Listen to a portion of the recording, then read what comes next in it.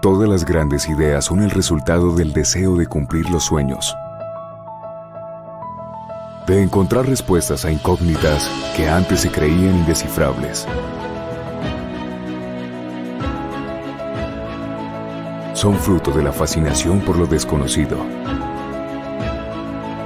y la pasión de mentes brillantes dispuestas a conquistar las estrellas.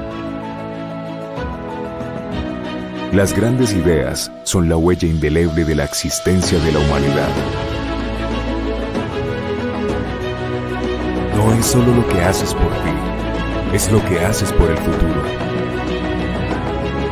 Universidad Pontificia Bolivariana.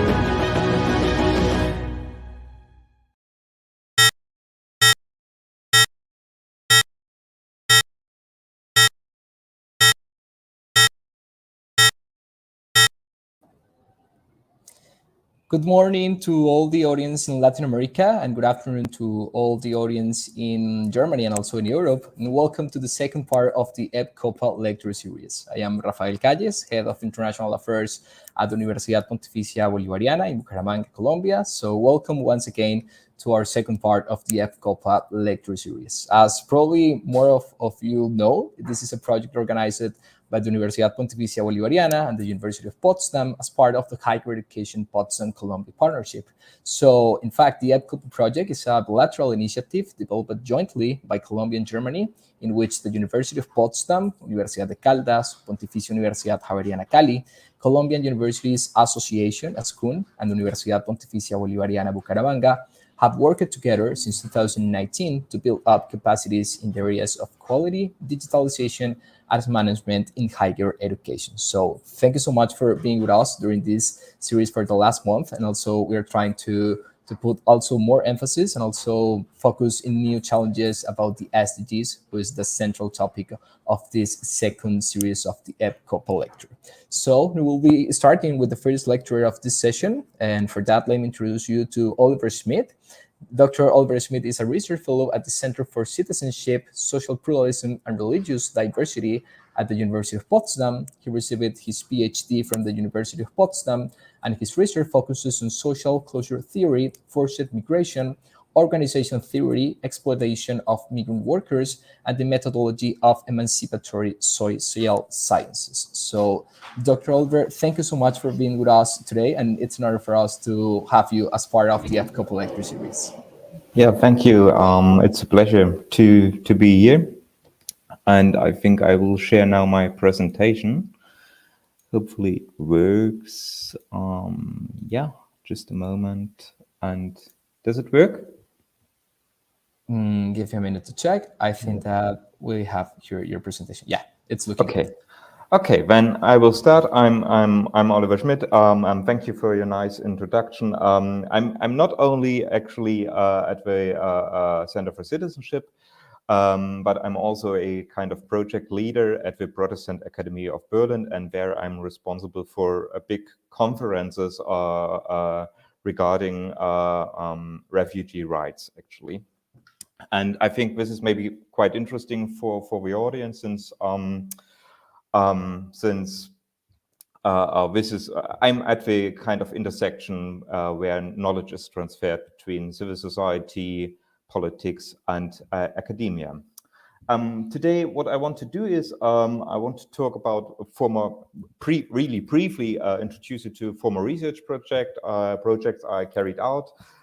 Then I want to talk a bit about the migration regime and the border system of the European Union. And then I want to introduce church asylum as a counter strategy to overcome exclusionary practices by the EU migration system.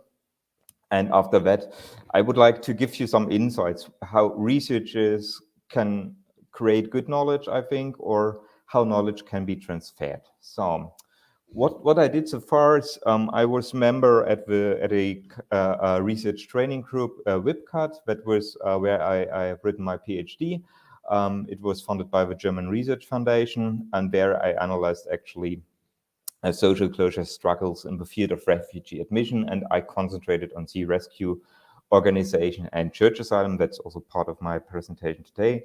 Then I went to the Berlin Social Science Centers, where I was part of a body rules project. And here, this study was quite interesting because we analyzed how public swimming pools organize religious accommodation. So Muslim users claim to wear a burkini and want to have separate swim hours. And we looked how the organization actually answers, and we identified 4 types of organizations. So we have multiculturalist, organized segregation, assimilation, and universalism. That was quite interesting because you have to think we have all the same legal environment, but the organizations are coping with these claims quite differently. And then I had a small project at the German Center for Integration and Migration Research, and here we analyzed how public pools recognize discriminatory pressure by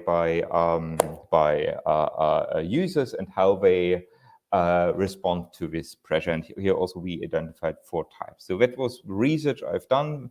But today I want to speak a bit about the European border system or migration system. And I have only pushed some buzzwords here on the slide. So you see the brutalization, campization, exterritorialization, shrinking spaces. These are quite negative words or phenomena. And when I talk about the EU migration regime, I have to say now there is no common sustainable approach visible, I think, because maybe it changed during the Russian war against Ukraine. So the EU activated the Council Directive on minimum standards for giving temporary protection in the end of a mass influx of displaced persons. That is the name of the directive, and opened actually were quite that was quite helpful for refugees from Ukraine to come to Europe. But it does not activate this directive in 2015, and also other groups have still hardly the possibility to come to Europe or to have safe routes to come to Europe. So we have some positive developments, but in the whole, we have a lot of problems. And the idea is, or the question is, what can we do as researchers? So in the first step, it's always to identify problems, to make an audience aware of the problems. And so we can say that the EU and its member states as a host society, are not open to everyone, even though refugees have the guaranteed right to apply for asylum. So the EU and its member states are credibly closed, and they strictly regulate who does and who does not get access to the asylum procedure. And this leads actually to a paradox. According to international law, people are allowed to flee. And it is legally guaranteed for refugees to request asylum, not to get actually, but to request asylum. And at the same time, democratic states and their organizational actors prohibit refugees to use safe routes, and they illegalize them before they are able to ask for asylum. So, and we can put that all in these buzzwords here. So we have dangerous migration routes. People are dying on the Mediterranean Sea. We have pushbacks at the EU borders. We have shrinking spaces. What does that mean? That means that NGOs, journalists, but also lawyers have not the possibility to reach the refugees. So the refugees are on their own. They have no kind of support in some areas. So if you look at the Polish-Belarusian border, it is quite a hard situation there. So then you have processes of exterritorialization. What does that mean? That means that the EU gives away the responsibility for the border or for the migration management to other countries. So we have a lot of processes, the Khartoum process, the Valletta process. We had years ago, we had this global approach on migration and mobility. These are all processes where responsibility are externalized to other countries, and these countries create migration systems that are EU friendly, so that people have not the chance to come to Europe. And then we also have, of course, hotspots. We have detention camps where refugees are isolated. So, and with the creation of these obstacles for refugee, it becomes obvious that democratic societies tend to be closed and they monopolize the access to rights for their own members and exclude others actually from these rights and resources. So even basic rights like human rights are not accessible for a lot of refugees. So the EU's asylum management dissolves the right to apply for asylum actually and contradicts the facade of a democratic society that claims to fulfill human rights.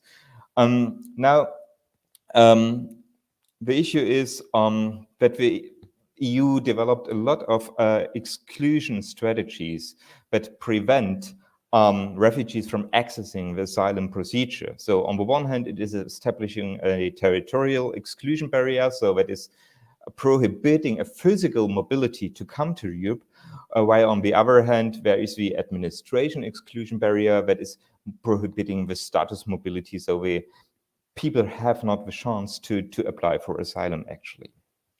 So the interesting thing is now this hinders refugees to access an asylum procedure that prohibits to access a administrative act. And the administrative act, so the hearing and the review of a case is so important because it's the only point where you can get a formal resident status, yeah? And now, non-governmental organizations, for instance, churches, but also other organizations, are fighting for this access to the asylum procedure on behalf of refugees. So, and what we can see in the field is that, or what these empirical observable conflicts can now be described as processes of social closure. Certain groups are excluded from the asylum procedure, and other groups try to access the procedure. I can briefly say something also to this bounded solidarity, what I've written here. The EU has introduced immigration and asylum as a common community matters. That is a good step on the first way because it is to find solutions together with all the member states. However, since refugees were also regarded by the European Union as a common issue, even as a common problem, it was framed, I said, it was framed as a common problem. The EU has taken the responsibility in this policy area over the last years, and it framed it quite differently. So the narrative framing of foreigners also strengthen the perception of a European community of solidarity on the one hand that must close itself off against the stranger. So, and the fear against refugees is constructed actually. It is politically dramatized by European agencies like Frontex in order to legitimize border closures. And what we can find on the European level, but also on the level of the member states, is that the European discourse differentiates strongly between legal and illegal migrants, and those reproduce sharply defined boundaries which allow one part of migration and understood it as an intercultural component of the EU by classifying another part of migrants as illegal and denying them the access to the community. And that means that we have kind of two classes. We can say it's a racist regime. Actually, we have a lot of problems here. But we do not have only these symbolic border demarcations, of course. Over the last years, also, we have a new border surveillance regime that has been established, which is currently coordinated mostly by Frontex, and we have systems like Eurodac and Euroso. It's a long list of technical systems that control refugees and that categorize refugees in a really strange way. And now we can summarize that as that the EU states are trying to erect mobility barriers that prevent both the physical presence of refugees on EU territory as well as the legal and social mobility which guarantee access to secure residence status. So this is really a big problem, and this is a problem we have to think about.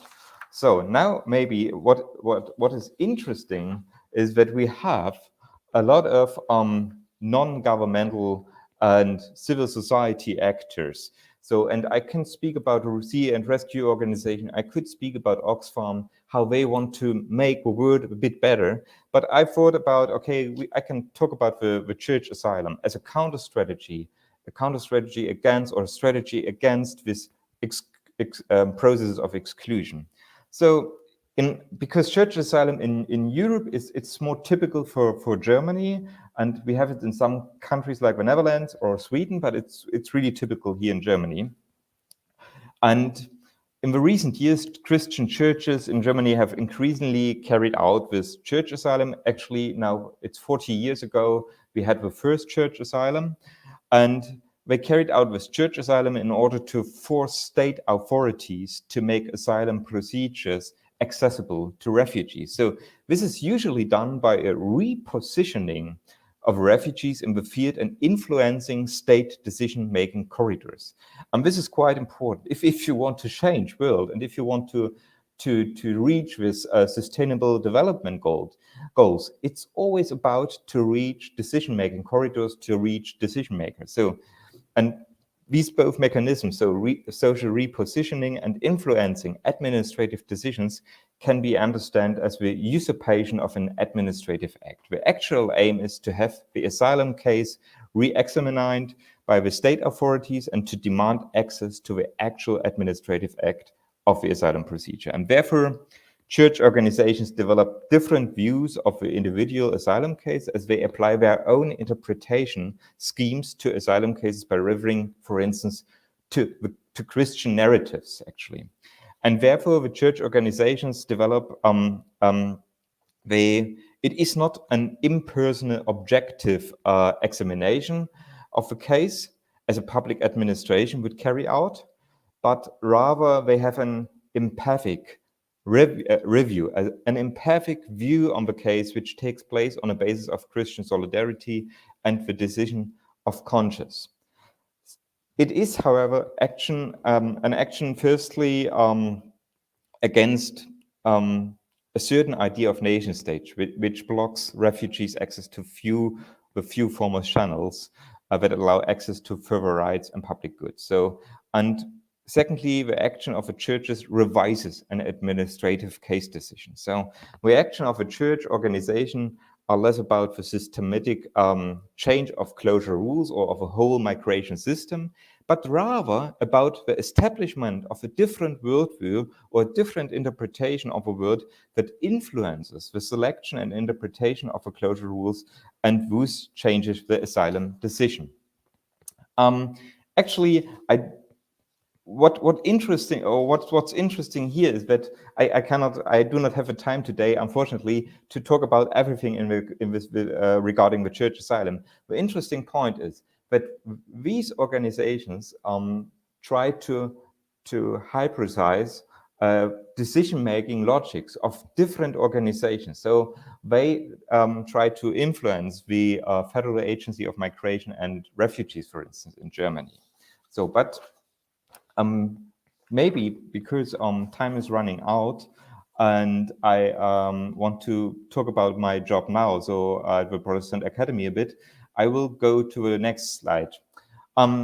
First, I thought, okay, what can research do to reach this contribute to these sustainable development goals? So first, what I'm telling all my students is you have to think about your research design. It should not be a too hierarchical design. So if you go to the field, if you do research, let the people speak and take their criticism and refine this criticism for an academic field. What I did, for instance, in my research is always kind of multi-sided ethnography. And I went into the field and I was I had a bigger question but I do not have a straight comparison, Germany, Italy, but I tried to go to the field and then I followed the people, I followed the conflicts, and then different social worlds open up and you can connect these different social worlds, and that is what I have done, for instance, during my PhD. Another point, what we can do as researchers is we should do is to use different data. So, and then also I put it here on the slide to go with the participatory action research. If you analyze data, go to the people you have interviewed and analyze the data with them together. So, and then also theory, it's an instrument of change, actually. Adorno said it, theory is a weapon against inequality, oppression, exploitation, and exclusion. Since we can explain and understand the empirical world, we can uncover mechanisms and implicit knowledge and uncover practices and structures that are maybe colonialist, yeah? And the point now is we have always knowledge in academia, but how to transfer it. And that's what I'm doing now, actually, in my job. We create discourse spaces for bigger groups, we connect people, but we also try to find communication channels between, for instance, between academia and politics. We look for a clear language. So the academia has a different language than politics, than NGOs. So we translate different logics, different organizational logics. If you talk to a bureaucrat from the Federal Agent of Migration and Refugees, he or she is really thinking differently than a researcher from a university. And this is the point where we have to where we have to concentrate on how to get the knowledge transferred to the other organizations. And one point is you must find gatekeepers, you must find a gateway. So who is able to bring you into the organization? Who is able to bring your knowledge into the organization? And then you have to broker, actually. You have to connect different social worlds, you have to connect different organizations. So, and what I'm doing at the Protestant Academy, we have big conferences, we have workshops, we have congresses, and we have also these round tables. And what we are doing is actually, we make people aware of different problems, we empower vulnerable groups, we set actually the agenda because we set topics in the public debates. That is quite important. For instance, when this dreadful war against the Ukraine starts, we concentrate, of course, on Ukraine, but we also concentrate on Afghanistan, for instance, because we have a lot of problems there. So we set topics in public debates. Then it's always important to find decision makers that change, actually, that can change political and administrative scripts. So you have to talk also to contrary positions. That is quite easy with this stuff, but I think this is the most important thing what we can do when we think about knowledge transfer, when we think about how academia can influence NGOs, but we create these discourse spaces where the different groups come together. And I think that's all I want to say today. And I stop, I think, my sharing of the window, and I'm back in the room.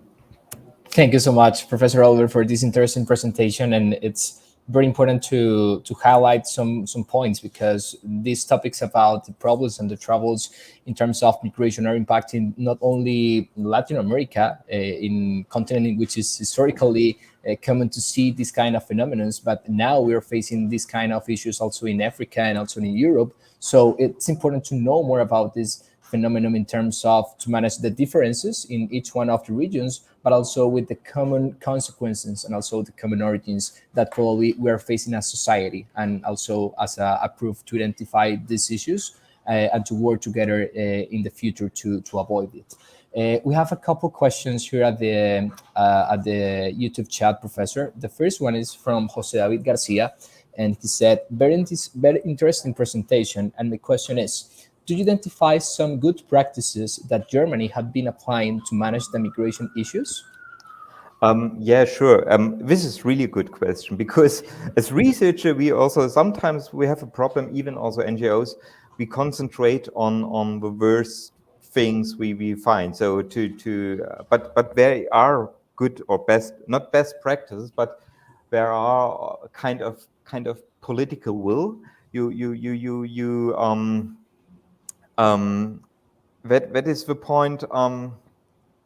What identified we. So I think it was quite good in 2015 to open the borders, not to open the borders, but to help the people from the refugees from Syria to come to Germany. That was a good point also to use the law to help. Then we have, I think now a change in the political willingness to help refugees is that people in Germany, there is something, it's called Dulden. So people have no secure resident status, but they are kind of tolerated here, so they can stay. They are not allowed to leave, to deported to country of origin. And what they are now doing is to give them the possibility to get a real resident status.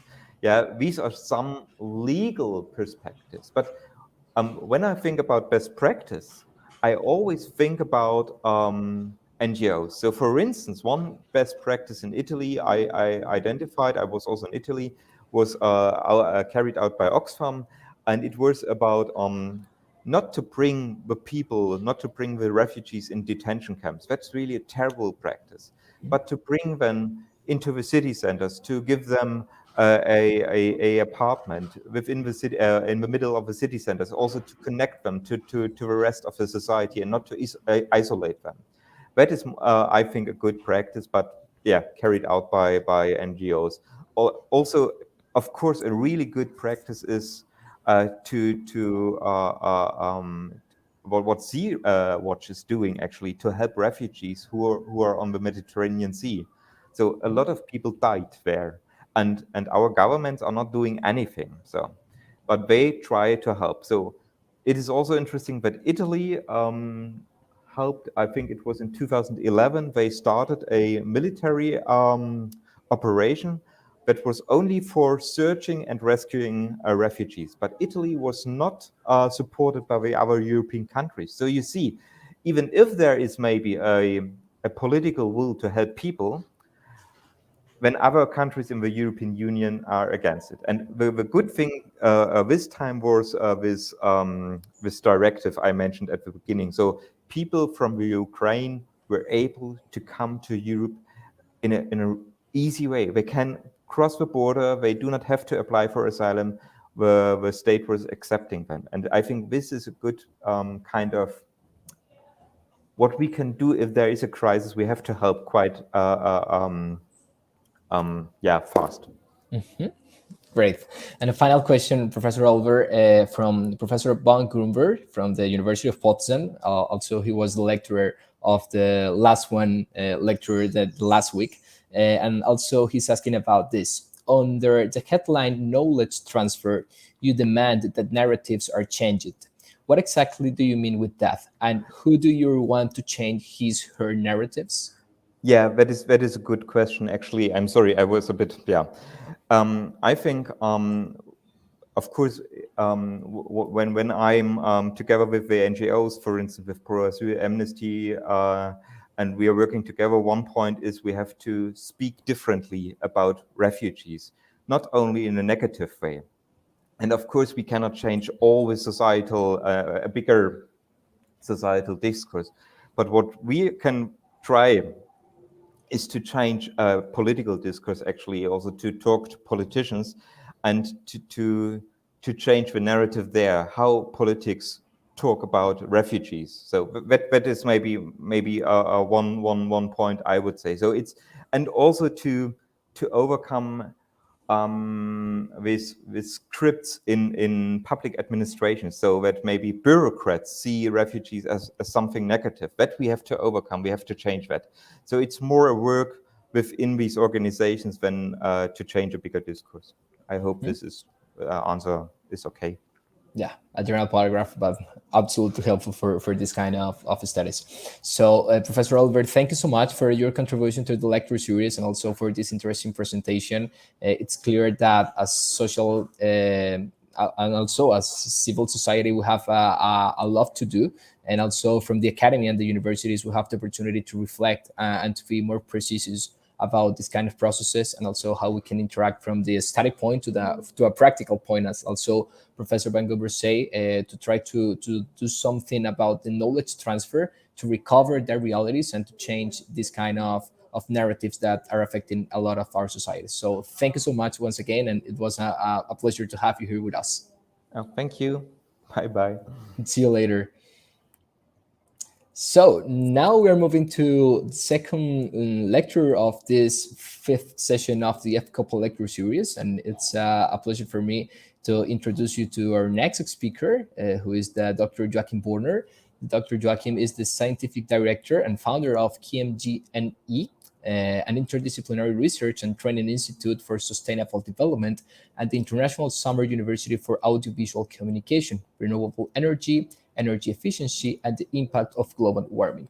He has an academic background in economy and ecology, and he conducted several study tours to Belgium, the United States, Canada, and Peru. So this is a very interesting approach to know more about this interesting process from different parts of the world, and also from different regions with also different outcomes and insights to present. So Professor, thank you so much for being with us, and you have the floor to start. Thank you.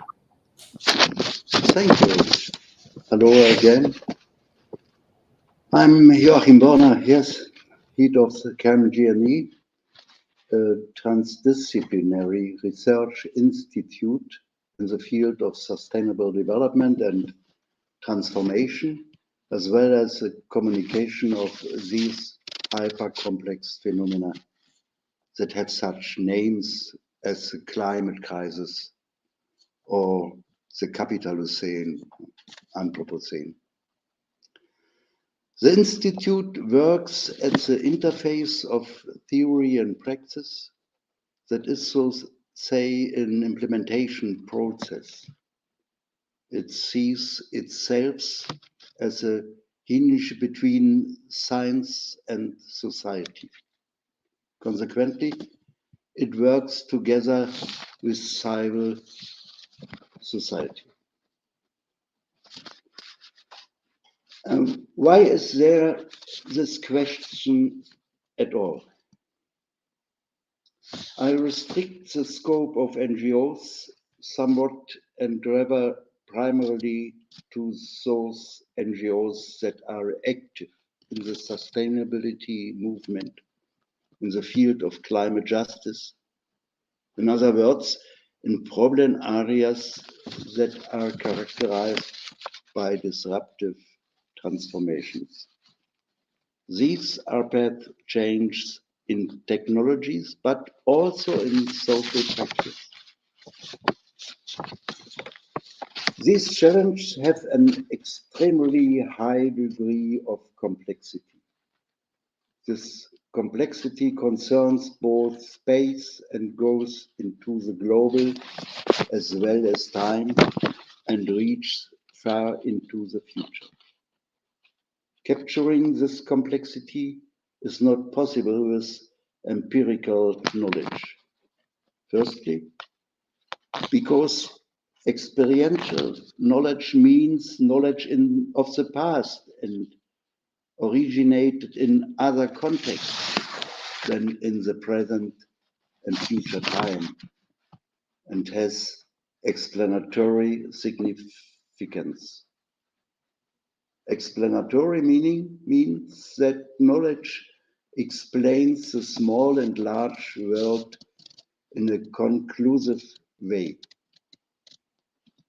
Without scientific modeling based on large amounts of data, no low error action or future perspective with a high probability of occurrence is possible in the high complexity. However, NGOs need both of their intrinsic self-image as well as for the effectiveness of their work. In connection with this, possible tipping points play an increasing role. Tipping points are irreversible upheavals that occur when ecological mechanisms due to change in their parameters. Now, for example, CO2, heat, build up to the point where they cross a boundary and enter a new,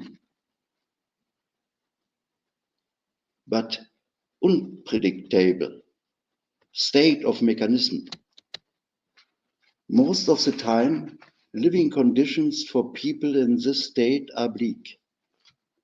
In the ecological framework, they represent radically altered states, for example, in monsoon behavior, in the functioning of regional biotopes, and so on. You can't want that. That is why NGOs need scenarios about the proximity of such tipping points for their political and practical action. For it is a matter of possibilities of evasion, of slowing down emissions, of stopping the loss of species, of warming the atmospheres before the tipping points, which also cannot be predicted exactly, is reached. So yes, NGOs urgently need the scientific foundation of their work for these and other reasons. By the way, there are two phenomena of their own in this context. NGOs and civil society have real world issues. These are always interconnected with other simultaneous life circumstances and must be dealt with in this interconnectedness. In contrast, the sciences are organized in disciplinary terms, have their own disciplinary, that is to say, selective systems of thought and logics, and do not fit per se into the real world. As a rule, the research results cannot be adapted one-to-one for solution strategies.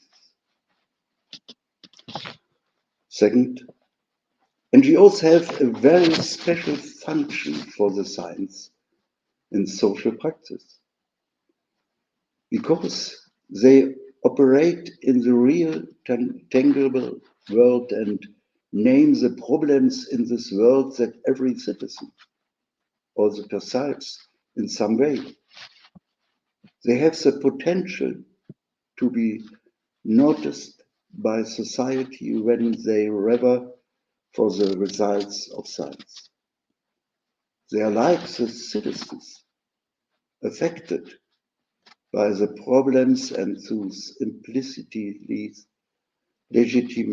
legitimized to bring evidence for their proposals and demands. The science are not in this situation. They are supplies of knowledge for political and economic decision makers based on the division of labor. Which knowledge is recognized and used in political and economic strategies depends on the interests of the elites. NGO are no socializing this knowledge.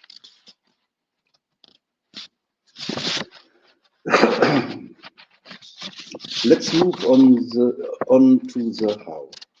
How can sustainability projects use scientific knowledge? From our experience, there are at least three approaches. The first concerns the transfer aspect.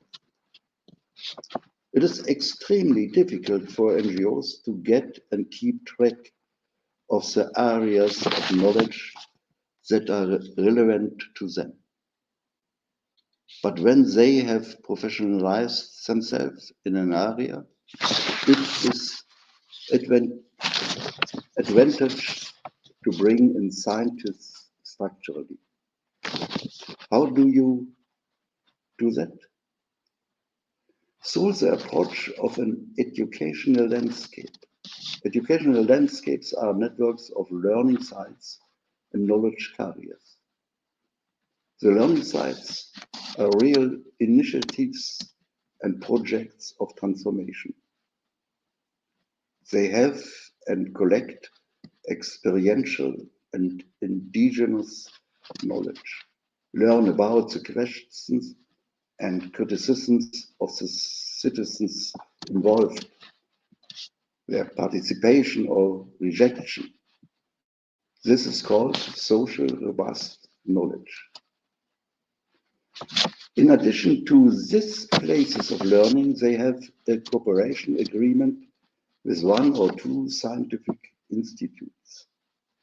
They have the function of regularly reporting on the state of the art and science or naming sources, studies, scientists who can contribute to the initiatives. But they also have the function of repeatedly addressing the depth and complexity of the problems and the possible effects of the solution. This is a necessary corrective in the work of the NGOs and has an interventionist character.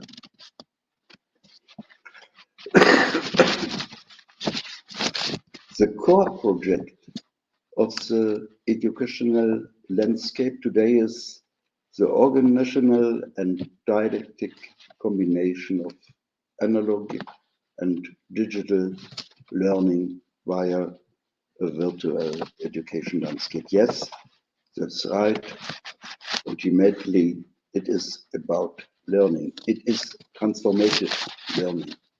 This is usually informal learning.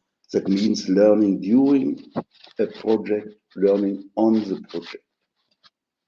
Here, experiences and the social framework are reflected. It is checked whether the strategy of problem solving is still correct, corresponding with scientific results. A second suggestion: the problem with transformations is that they enter new territory. We know nothing about new land. One is clueless. Scientific knowledge indicates strength, but not concrete knowledge for action. This knowledge must first be generated. The appropriate methodological approach is called in German Reallabor or real laboratory. Here, a project is planned and co-designed by scientists and NGOs. Goals are estimated, the effects is named, and the benefit.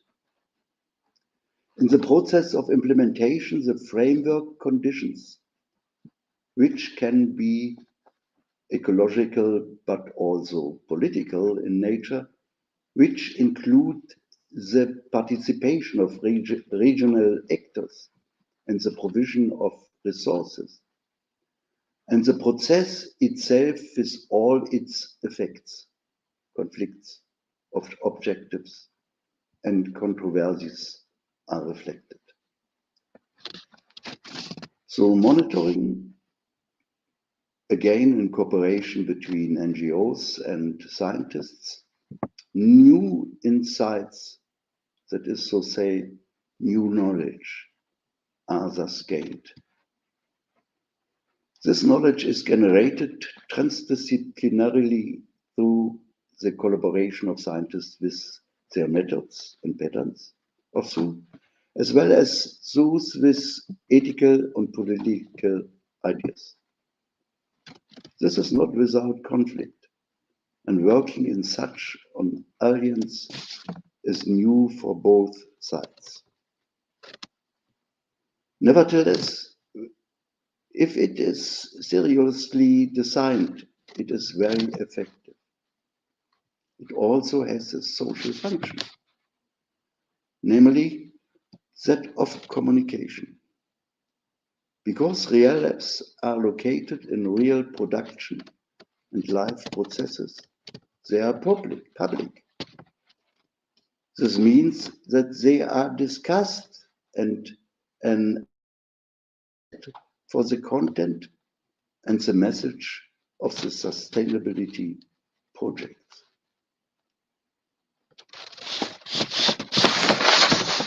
The third approach is certainly unusual. NGOs campaign for climate protection and animal welfare, for the rights of minorities.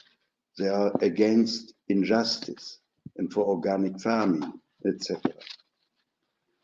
Mostly these are projects and undertaking that question traditional worldviews and pursue visions.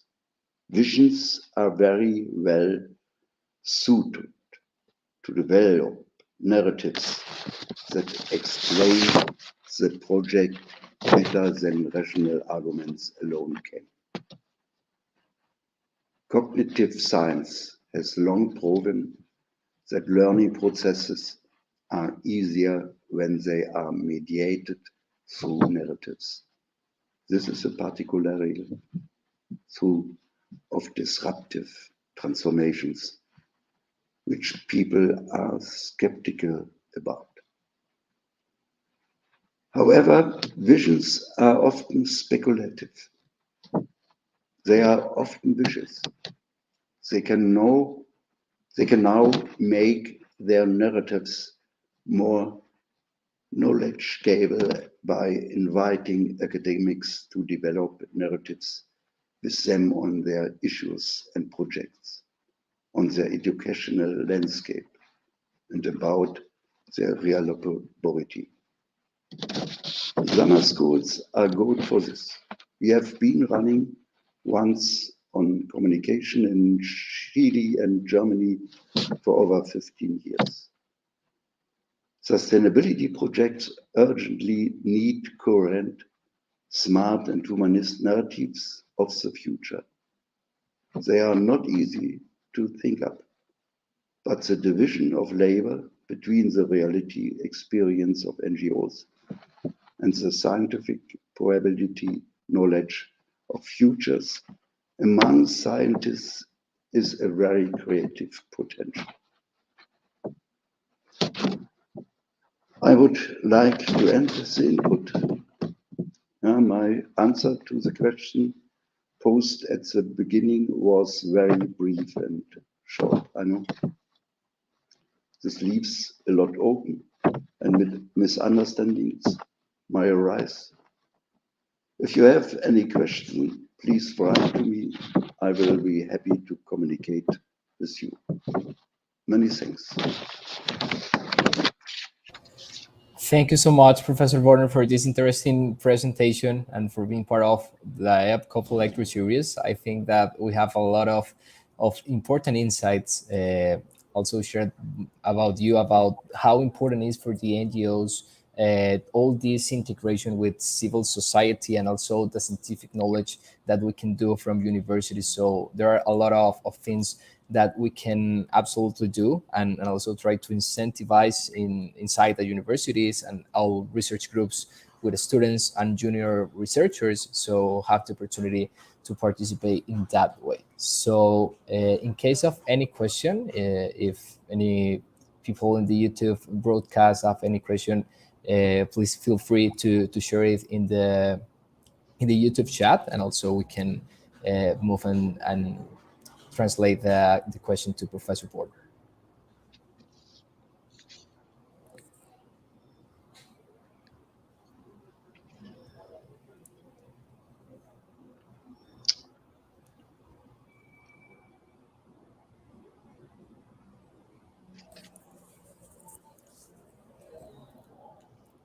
So we have a question here from the internal message that we have at the university.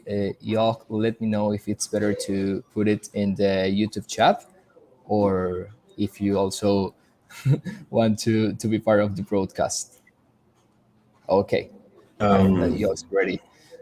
Welcome, y'all, and thank you so much. Let me Thank introduce you all you. Tapper, our colleague from the University of Potsdam, also co-organizer of the lecture series, who will be helping us with translations with some questions that we have for Professor Border. I cannot see the question in the internal chat yet. Yeah, don't worry, y'all. In fact, it's a question that I have here in the internal message of the university. And the question is related to here in Colombia, we are looking a lot of sustainability projects in terms of environment. For example, Dr. Ana Maria Aguirre in the start of the lecture series talk about that. And it's very important for them to promote how the benefits of the NGOs in the environmental side are moving. But this question is around how the universities can promote research or any other activity to be connected to SDGs and also to NGOs. So we need, as universities, to do something like an internal research center to connect with that issues.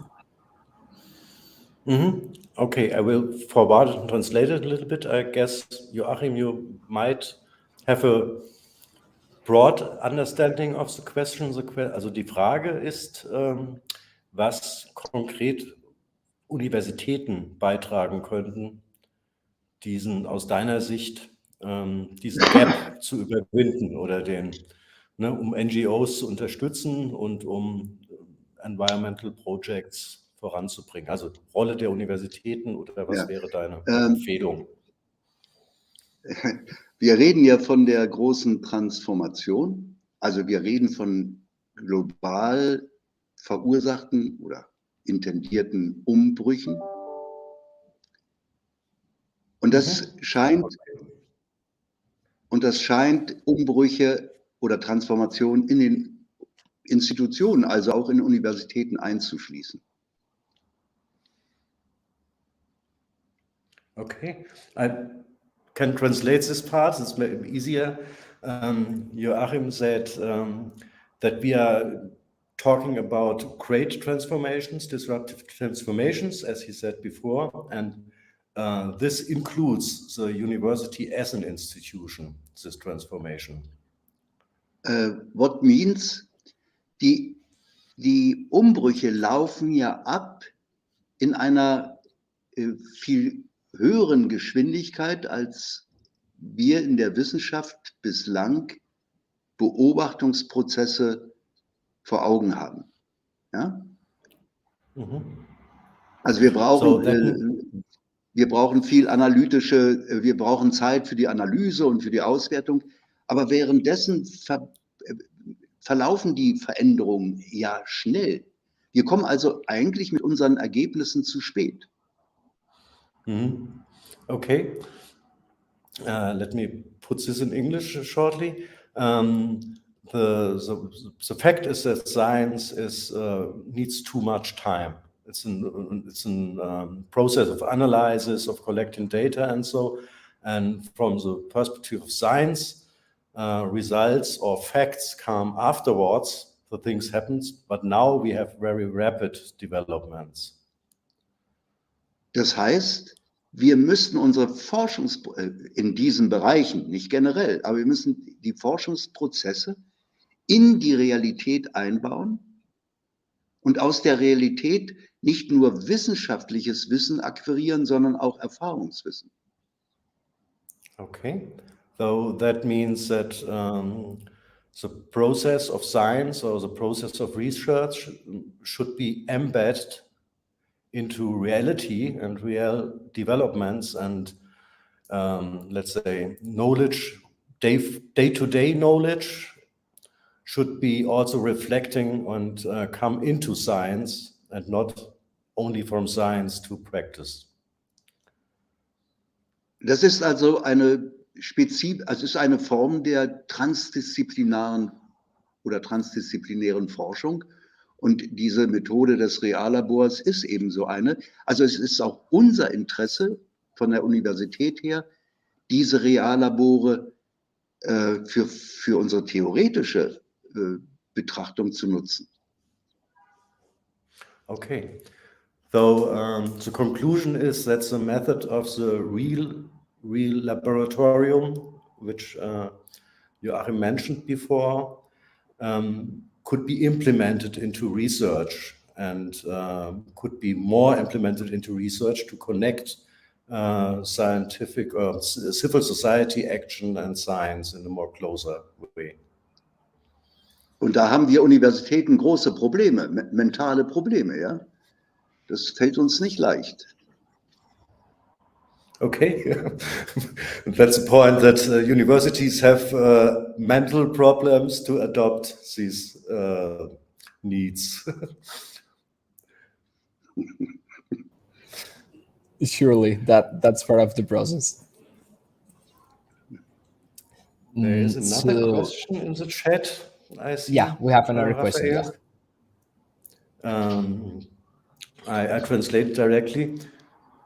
Die Frage ist, ob Nachhaltigkeit ein obligatorischer Kurs für Studierende jeder Fachdisziplin sein sollte. Ja. Und yes. Entschuldigung. Yes, but, aber die Frage ist, die Nachhaltigkeit ist nicht ein Annexus an die normale Ausbildung, sondern wir brauchen eine Transformation des Curriculums. Die Welt ist nicht mehr evolutionär normal, ja? Sondern wir sind mitten in den Veränderungen drin und deswegen brauchen wir da drin die Nachhaltigkeit als Grundparadigma. Okay. So Joachim said that yes, of course, it should be a topic in the general course, but not as an additional apex, normal as an additional topic, but it should be part of a transformation of curricula at a whole. Yes.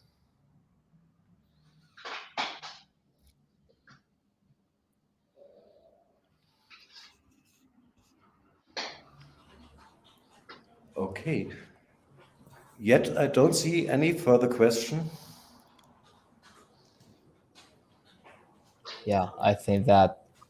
And it was really a fine statement for the conclusion. Yeah, and also a very good reflection about how universities can promote this kind of actions that Professor Borner talked with us during the lecture, and also to integrate that processes between NGOs, universities, academy, and also civil society. So I think that's a very good final message to work on it, and also to move this kind of exercises like the lecture series to practical movements in the near future, probably.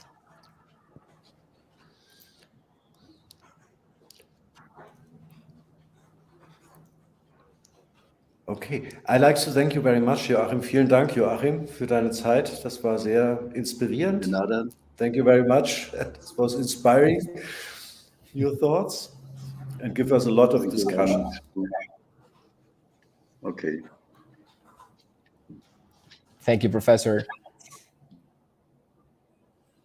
Well, this is the final. Also, I want to acknowledge Jörg. Thank you so much for all your support during this presentation. I think that this is a very crucial proof about how also we are trying to connect intercultural performances and also intercultural insights into the lecture series, also reflecting about the differences between Colombia and Germany, but also in other regions. So thank you so much for your support. And also we have here a comment from Yindian that NGOs are pioneers who give effort to fulfill the visions. And thank you so much to the professor for the presentation. So yeah, we have a final conclusion to integrate and also to work together in that in the near future. Thank you very much, Rafael. Thank you for the audience here for your questions, and see you soon. And next week, thank you. Probably. Thank you, Jörg. See you later. So this is the final part of our lecture series. Thank you so much to all the audience that will be with us during this interesting scenario. And also, of course, the invitation for all of you to be with us the next Wednesday at 10 o'clock a.m. from the Colombian time zone to know more about two important topics related to gender equality as well.